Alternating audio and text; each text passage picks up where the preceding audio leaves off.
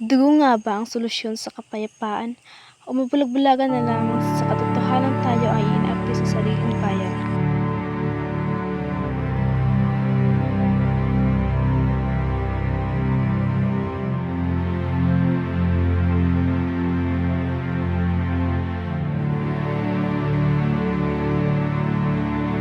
Gusto mo o aking gusto mo? Sa dami-dami ng mga babae na kilala mo sa iba't ibang mas, hindi mo ba ako nakalimutan? Kakalimutan mo ba? Wala akong kapangyarihan para ikay hindi isipin.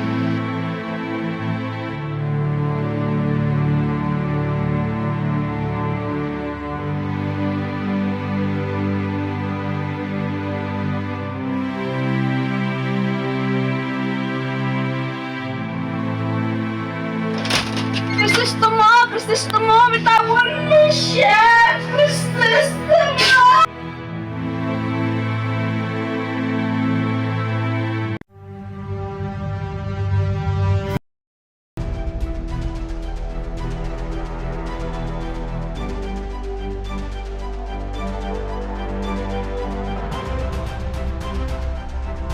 Sa kulungan hindi siya pinahirapan ng batas, di kundi naging patas na sistema.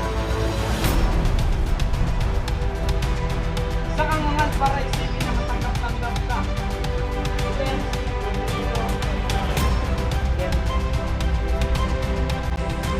Hindi kailanman nagbunga ng kalayaan ang baril na itinutok sa katwiran sapagkat ang takot ay panandalian.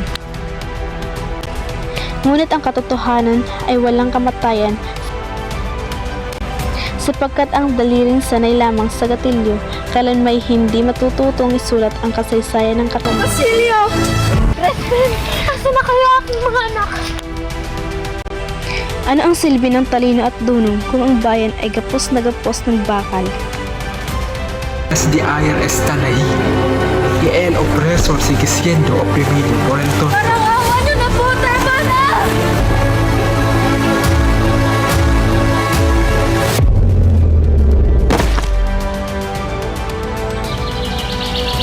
Ayo! Hanapin niyo si Mara! Kailangan tayo ng ginawa. Sige. Minsan tayo papatungo, Elias. Pupunta tayo sa halibingin ni Don Pedro. Lalo ng bata ang gagamitin natin patungo man. Pauna ka na muna, Ginoo.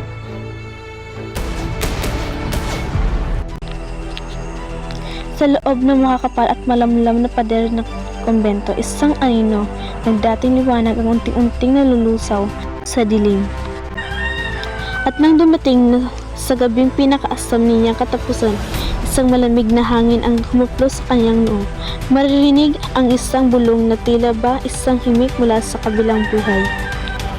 Sa wakas, malaya na ako. Sa kasalan ng mayayaman, isang ilawan ang handog tila simbolo ng pag-ibig. Ngunit puspos ng galit at pag-ibig ang nagtulak sa isa. Nawakasan ang lahat ngunit sa isang puso.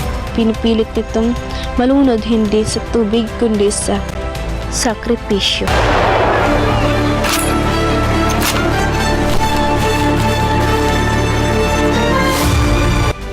Sa huli, ang pusong kumalat ang galit ay unti-unting nilamon ng sariling apoy. Sapagkat ang revolusyong isinasaalang sa puot ay sa puot din namamatay. Sa mga pahinang ito, naglalagablab ang apoy ng isang revolusyon, hindi pa nalaisa sa titik, ipinagdudulyar.